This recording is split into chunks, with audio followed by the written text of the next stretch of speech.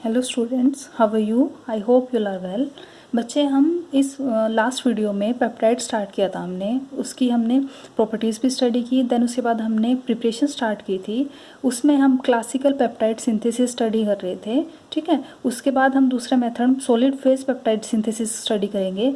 अब देखो, solid phase peptide study करने से पहले जो हमने पहले क्लासिकल पेप्टाइड सिंथेसिस स्टडी किया था उसके कुछ ड्रॉबैक्स देखते हैं। क्यों? क्योंकि देखो, जो क्लासिकल पेप्टाइड सिंथेसिस मेथड आया था उसमें कुछ कमियां रह गई थी। उन कमियों को हटाकर, उन कमियों की वजह से हमने अब दूसरा मेथड फॉलो किया, that is solid phase peptide synthesis, right. तो हम कमियों को देखते हैं, दैट इज ड्रॉबैक्स को देखते हैं। वो ड्रॉबैक्स क्या थी? This method work well only for small peptides. Means जो ये क्लासिकल पेप्टाइड मेथड था वो सिर्फ स्मॉल पेप्टाइड्स के लिए यूज होता था, right. Second one is this method required number of steps. अब इस सिंथेसिस के लिए हमें इतने सारे स्टेप्स को फॉलो करना पड़ता है, that is protection, activation, condensation, D protection, ठीक है। तो इतने सारे स्टेप्स को फॉलो करने के बाद हमें लास्ट में एक पेप्टाइड मिलता था, क्लियर, वो भी स्मॉल साइज का पेप्टाइड। थर्ड इसकी जो ड्रॉबैक है वो क्या है? This method is very tedious and time consuming process. Time consumer, obviously जब इतने सारे स्टेप्स को फॉलो करना पड़ेगा तो टाइम कंज्यूमिंग तो होगा ही। अब नेक्स्ट आता है yield of product goes on decreasing progressively with each extension of peptide chain. Means जैसे जैसे जो आपकी एक्सटेंशन होती रहती है पेप्टाइड चेन की, तो उसके साथ क्या होगा, जो आपकी यील्ड है प्रोडक्ट की, जो प्रोडक्ट आपको चाहिए उसकी यील्ड क्या होगी, धीरे धीरे कम होती जाती है, ठीक है। नेक्स्ट आता है classical method can not be use for the synthesis of higher peptide. अभी बात की थी, ये सिर्फ किन के लिए यूज होता है? स्मॉल पेप्टाइड्स के लिए यूज होता है, हायर पेप्टाइड्स के लिए यूज नहीं होता। दैट्स वाई इस मेथड को फॉलो नहीं किया। इसके बाद जो नया मेथड आया that is solid phase peptide synthesis, clear. तो अब इस मेथड को हम डिटेल से स्टडी करते हैं। अब इस मेथड में क्या होता है? Synthesis is carried out at the surface of insoluble solid known as solid spot. Means इस मेथड के अंदर हम क्या लेकर चलेंगे? एक ऐसा सॉलिड स्पॉट लेकर चलेंगे जो क्या होगा, इनसोल्युबल होगा। मीन्स वो घुलेगा नहीं, वहाँ पर सिर्फ रिएक्शन में पार्टिसिपेट करेगा और जब कंप्लीट रिएक्शन हो जाएगी ये वहाँ से निकल जाएगा, क्लियर। अब ये होता क्या है? Solid support used is a styrene polymer. Styrene polymer कैसा होगा? दैट इज बेंजीन के ऊपर CH2N एन चेन होगी, दैट्स वाई क्या है, पॉलीमर है। अब क्या करते हैं, जो ये आपका स्टायरीन है इसकी क्रॉस लिंकिंग करवाते हैं किसके साथ? Para divinyl benzene, that is benzene है, इसकी पैरा पर डाइविनाइल क्या है, बेंजीन नहीं, that is para divinyl benzene का 2% सोल्यूशन के साथ इसकी क्या करवाएंगे, हम क्रॉस लिंकिंग करवाते हैं।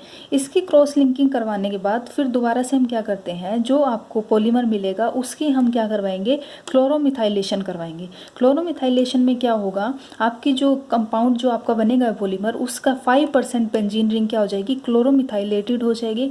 क्लोरोमिथाइलेटेड में क्या होगा, आपका CH2Cl एज ए सब्स्टिट्यूएंट वहाँ पर लगा होगा, क्लियर, ठीक है। तो जैसे ही ये सब्स्टिट्यूएंट वहाँ पर लगेगा तो उसके बाद जो पॉलीमर मिलेगा उसको हम as a solid support use करेंगे, क्लियर। अब देखो, पॉलीमर जो आपका बनेगा वो उसका नेचर किस टाइप का है, वो पोरस इन नेचर होता है। मीन्स उसके भी क्या होते हैं, पोर्स प्रेजेंट होते हैं। उन पोर्स से क्या होता है, जो रिएजेंट होता है और जो सोलवेंट होता है वो इजीली पेनिट्रेट कर जाता है। दैट्स वाई इसका नेचर क्या है, यहाँ पर पोरस इन नेचर होता है, जिसका बेनिफिट हमें रिएक्शन को प्रोसीड करवाने में मिलेगा, क्लियर। अब इसके एडवांटेजेस क्या क्या हैं? इस मेथड के एडवांटेजेस है the access reagent, impurities and byproducts formed can be just washed away with suitable solvent। Means solvent के साथ जो भी एक्सेस रिएजेंट होंगे, इम्प्योरिटीज़ होंगी या फिर कोई भी बाय प्रोडक्ट होगा वो इजीली वॉश्ड अवे किया जा सकता है, क्लियर। और बिना उसके जो आपकी पॉलीमर की ग्रोथ है, मीन्स जो आपकी पेप्टाइड चेन है वो हमेशा पॉलीमर चेन से बाउंड रहेगी, उस पर कोई इफेक्ट नहीं होगा। बस क्या होगा, जो एक्सेस रिएजेंट्स है, इम्प्योरिटीज़ है, वो हमारे सॉल्वेंट के साथ निकल जाएंगी, क्लियर। तो ये इसका एडवांटेज है इस मेथड का। अब देखो, इसको प्रोसीड करते हैं। सबसे फर्स्ट स्टेप आता है, देखो सबसे फर्स्ट स्टेप में क्या होगा, जो अमीन ग्रुप है वो प्रोटेक्टेड है, बॉक्स से प्रोटेक्ट है, ठीक है। अब उसके बाद आपका पॉलीमर है, अभी बात की थी पॉलीमर से कौन होगा, क्लोरोमिथाइलेटेड होगा वो, दैट इज CH2Cl। तो यहाँ पर जो आपका एसिड है, एसिड का एल्कोहलिक पार्ट है जो, दैट इज वो अटैक करेगा CH2 के ऊपर, वहाँ से Cl निकल जाएगा, ठीक है। तो आपको एक कंपाउंड मिलेगा, दैट इज एस्टर लिंकेज होंगी वहाँ पर, ये क्या हो गई, वहाँ पर एस्टर की लिंकेज हो गई है। क्यों? क्योंकि O से कौन ग्रुप जुड़ गया है? R ग्रुप जुड़ गया है। ठीक है, तो अब यहाँ पर एक और आपको पॉइंट ध्यान रखना है, जो भी एक्सेस रिएजेंट्स होंगे वो रिमूव हो जाएंगे bye washing with suitable reagent.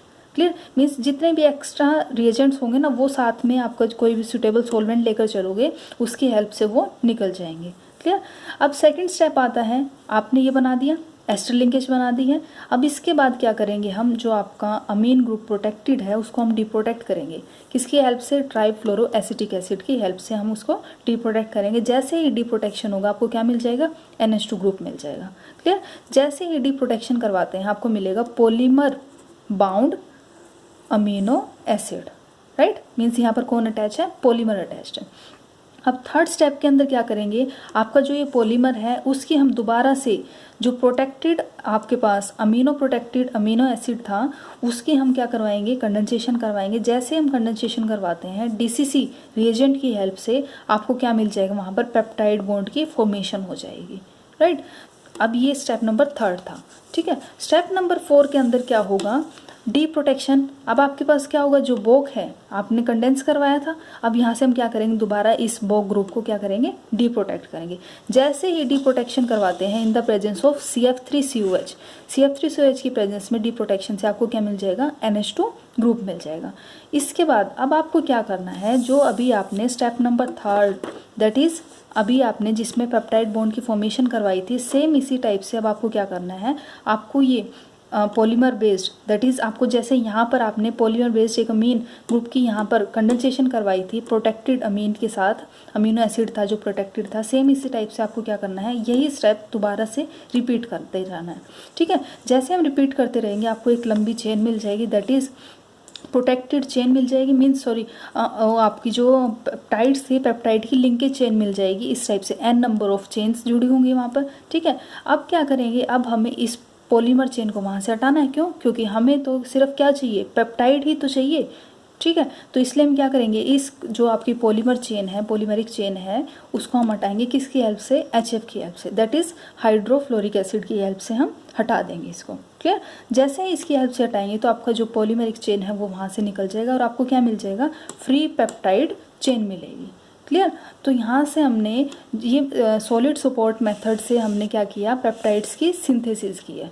Clear बच्चे? आई होप आपको ये अच्छे से क्लियर हो गया होगा। ठीक है बच्चे, तो यहाँ पर आपका जो पेप्टाइड टॉपिक है वो कंप्लीट हो जाता है। आई होप आपको अच्छा लगा होगा। अगर वीडियो अच्छी लगे तो लाइक करना, चैनल को शेयर एंड सब्सक्राइब करना। ओके बच्चे, थैंक यू।